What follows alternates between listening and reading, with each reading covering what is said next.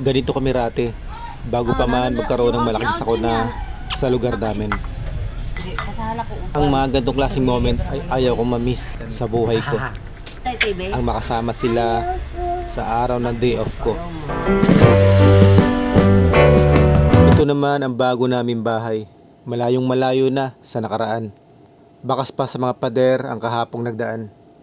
Makikita nyo naman kung paano. Pero bago ako simulan ng kwento, ito muna ang mga ganap rito.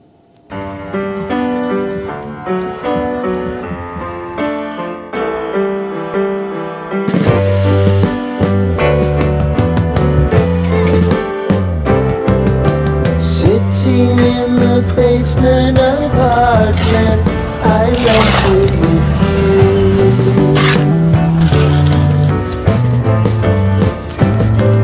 Remembering the holiday party we Jay! Grabe, di ba tabang i-check ko ko? Okay mga boss, ito yung magiging ulam natin for today's vlog. So yan, ang ating chef ko, si Boss. Si Boss AJ. Grabe chef ko ko. Eto, taga-kain lang.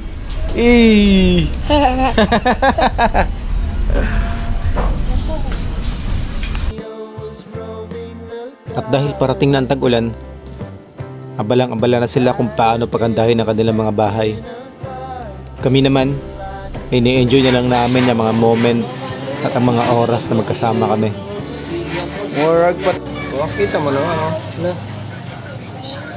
Sinukat na namin ang dapat sukatin at pinutulan namin ang dapat kailangan putulin. Pinlano na rin namin yung mga bagay na dapat bibilhin para pag dumating yung tag-ulan ay buo na ang aming matitirhan.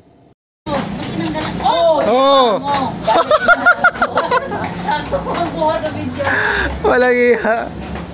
Pinapatawa mo naman ako, Bing eh. Ito mga boss, so bumili ako ng Good Lumber kanina. So 2x3 yung binili ko dahil ito yung sukat ng ating pinto. G's ang haba nito mga boss. So dalawa to, 400 agad. Tapos yung plywood, so ito.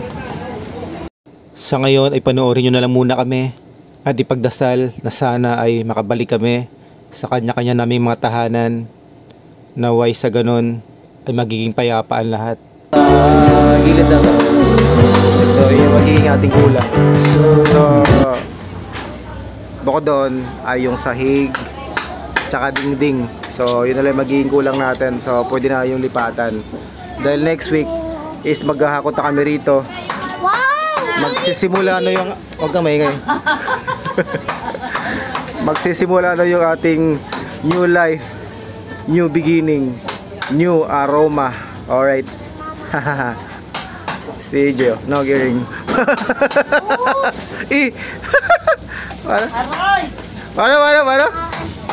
Para?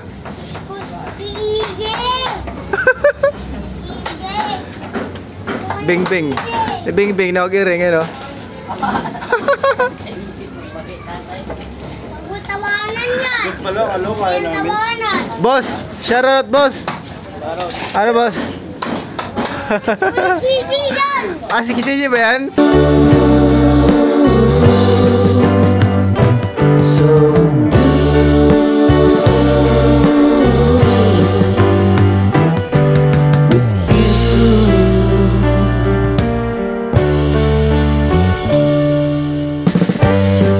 Una, maraming salamat sa mga taong tumulong sa akin since day one.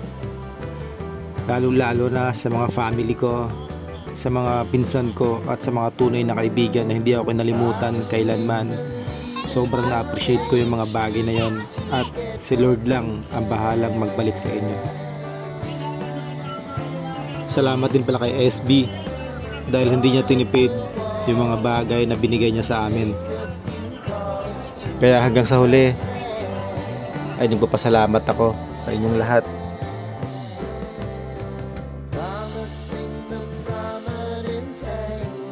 Ang kulit-kulit mo naman.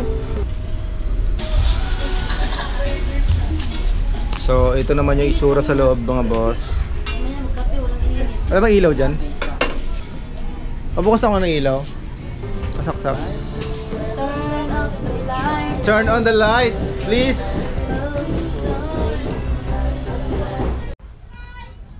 At ito naman ang pangalawang araw namin dito sa aming bagong bahay.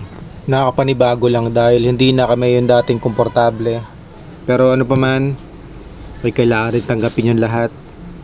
Dahil ganun talaga, walang bagay na permanente sa mundo. Lahat pwede magbago at maglaho. Pero ganun pa man, piliin mo palagi na maging isang mabuting tao.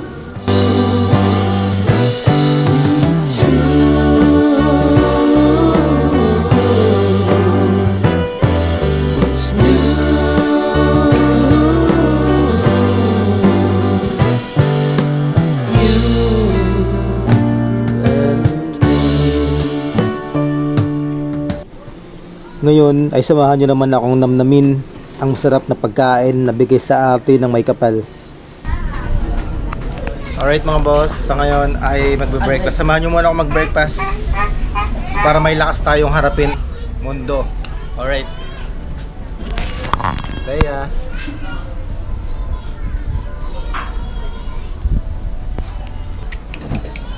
Dura kumain ka, kumain ka bigay eh.